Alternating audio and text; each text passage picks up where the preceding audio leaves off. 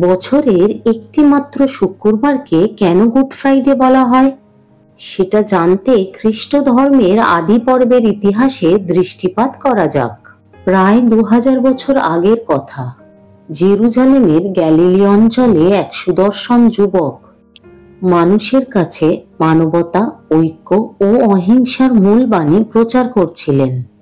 তিনি শুধু সুদর্শন নন, তার কথাগুলো স্বর্গীয় শোনাচ্ছিল সেদিন।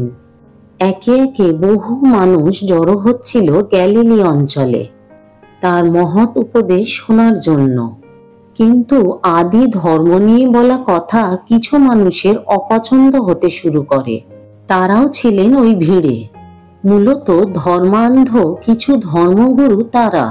যুবকটির এহেন কথাবার্তা শোনার পর অনেকেই ক্ষিপ্ত হয়ে ওঠেন। ধর্মের এই নতুন উদার ব্যাখ্যা তাদের অপছন্দ হয়। সরাসরি তারা রোমের শাসকের কাছে গিয়ে অভিযোগ জানান। রোমের সিংহাসনে তখন পন্সাস পাইলেট। তিনি ছিলেন রোমের রাজ্যপাল। একটি যুবকের এত স্পর্ধা দেখে আশ্চর্য হন রোম সম্রাটও।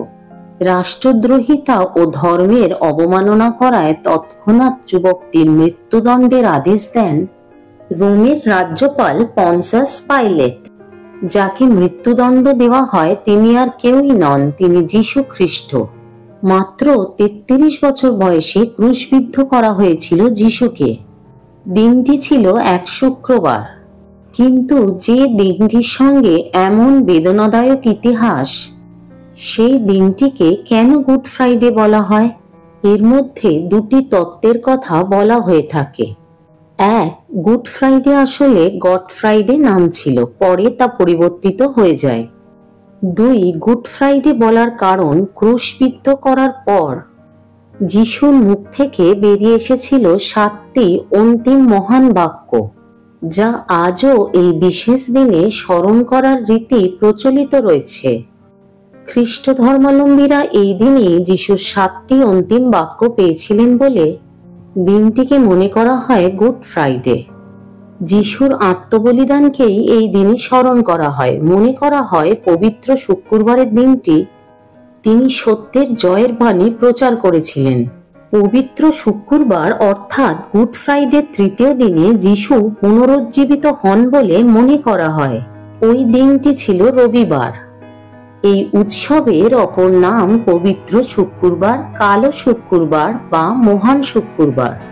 খ্রিস্ট ধর্মমতে এই দিনটিতে গলগথায় যীশুখ্রিস্টকে ক্রুশবিদ্ধ করা হয়েছিল। মৃত্যুর 3 দিন পর আবার তিনি জীবিত হন। খ্রিস্ট ধর্ম বিশ্বাস অনুযায়ী যিশুর ক্রুশবিদ্ধকরণ, মৃত্যু ও তার পুনর্জীবনের স্মরণে এই উৎসবটি পালন করা হয় সারা বিশ্বব্যাপী। পবিত্র সপ্তাহে ইস্টার রবিবারের আগের শুক্রবারে প্যাসকাল ট্রিডামের অংশ হিসেবে এই দিনটি পালিত হয়। খ্রিস্ট ধর্মের আদি পর্বের ইতিহাসে বিস্তর লোক কাহিনী ও উপকথা জড়িয়ে রয়েছে। ইংরেজি নামটির একটি ব্যাখ্যা হলো এটি গডস ফ্রাইডের পরিবর্তিত রূপ। আবার পবিত্র অর্থে প্রাচীন ইংরেজিতে গুড শব্দটি ব্যবহার হতো। নামটা সেখান থেকেও এসে থাকতে পারে। এটাই ইস্টার পরবের প্রধান দিন। এই পর্বটি শেষ হয় ইস্টার সানডেতে, যিশুর পুনরুত্থানে। রাশিয়াতে সমাধির ওপর রাখা হতো রক্তবর্ণ ইস্টার এগ, যা আসলে পুনরুত্থানের প্রতীক। এবার জানা যাক ইস্টার এগ কি। খ্রিস্ট ধর্মাবলম্বীরা মনে করেন পাখি যেমন ডিমের খোলস ছেড়ে পৃথিবীর আলোয় আসে, তেমনি ভাবে যিশুও পুনরুত্থিত হয়েছিলেন। পুনরুত্থানের সেই দিনটিকে বলা হয় ইস্টার সানডে। আর এই ইস্টার সানডের অন্যতম অংশ ইস্টার এগ। ডিম হলো জন্মের প্রতীক। ইস্টারের জন্য ডিমের রং যে লাল করা হয় সেটা খ্রিস্টের রক্তের রূপক হিসেবে। বিভিন্ন তথ্য থেকে জানা যায় ক্রুশবিদ্ধ করার আগে যীশুখ্রিস্টের শরীর থেকে তার কাপড় খুলে নিয়ে তাকে চাবুকের আঘাত করা হয় এবং পিত্ত মেশানো আঙুরের রস খেতে দেওয়া হয়। যিশুর সাহাবী মথির লেখা সুসমাচার অনুযায়ী তাকে 2 জন দণ্ডপ্রাপ্ত দস্যুর মাঝে ক্রুশে দেওয়া হয় এবং তার ক্রুশের উপরে বিদ্রূপ করে লিখে দেওয়া হয় INRI। অনুবাদ করলে যার অর্থ দাঁড়ায় এই ব্যক্তি যিশু, ইহুদিদের রাজা। আরো বলা হয়েছে যিশুকে ক্রুশে দেওয়ার পর সৈন্যরা তার জামা কাপড় লটারি করে নিজেদের মধ্যে ভাগাভাগি করে নেয়।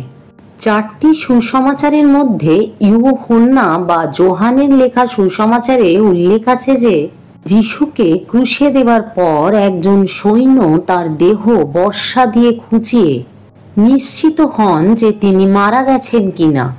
বাইবেল অনুসারে যীশুখ্রিস্ট ক্রুশে বিদ্ধ থাকা অবস্থায় 7টি বাণী দেন এবং তার জীবদ্দশায় তিনি অনেক অলৌকিক কাজ করেন।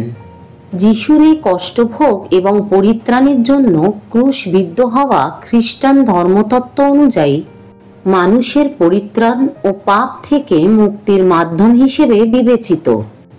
জানা যায় শেষ 3 ঘন্টায় সমগ্র অঞ্চলটি অন্ধকারে ঢেকে যায়। তারপর যিশু প্রাণত্যাগ করেন। ভূমিকম্প হয়, সমাধি প্রস্তরগুলি ভেঙে যায়। যে সেঞ্চুরিয়ান ক্রুশবিদ্ধকরণের দায়িত্বে ছিলেন তিনি চিৎকার করে বলে ওঠেন, ইনি সত্যই ঈশ্বর পুত্র ছিলেন।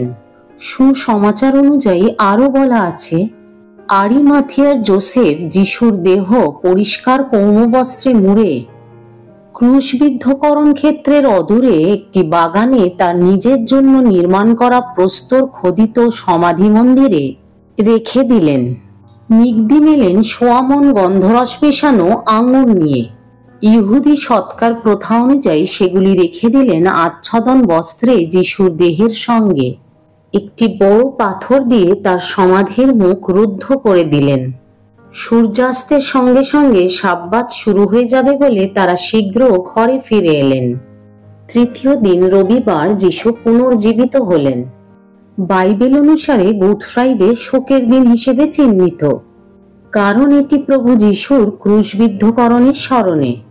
এই উপলক্ষটি মানব জাতিকে প্রেম, প্রজ্ঞা ও অহিংসার নীতির কথা স্মরণ করিয়ে দেয়। খ্রিস্টানরা 40 দিন আগে থেকে উপবাস পালন করেন এবং ভোগবিলাস থেকে বিরত থাকার মাধ্যমে প্রস্তুতি শুরু করে।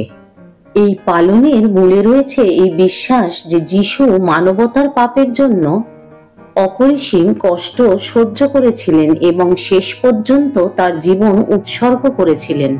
প্রতি বছর শুক্রবারে গুড ফ্রাইডে পালন করা হয়, তবে গ্রেগরিয়ান ক্যালেন্ডার অনুসারে তারিখটি পরিবর্তিত হয়।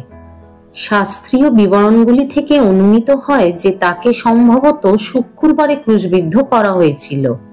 দুটি ভিন্ন গোষ্ঠীর মতে পূর্ণ শুক্রবারের বছরটি হল 33 খ্রিস্টাব্দ।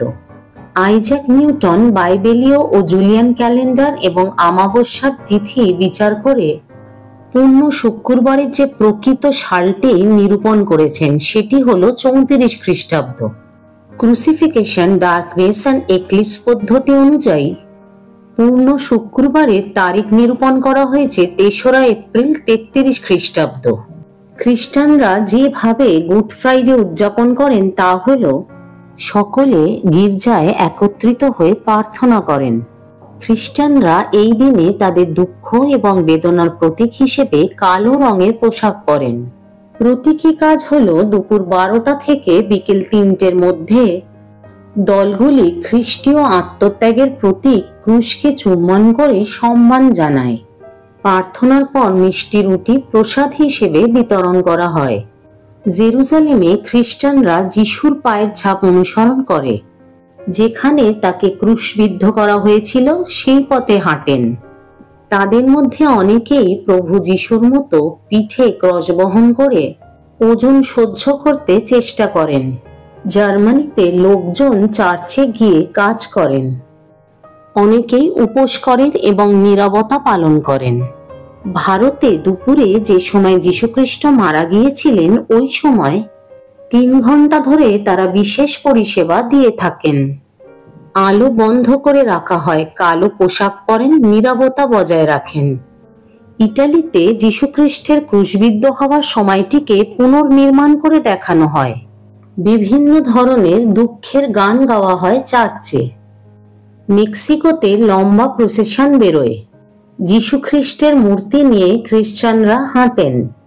যে কোনো ধর্মীয় অনুষ্ঠান তা সে যত ভাবগম্ভীর বা বেদনাময়ই হোক, তাকে উপলক্ষ করে সে নিজের বেঁচে থাকাকে উদযাপন করে চলবে।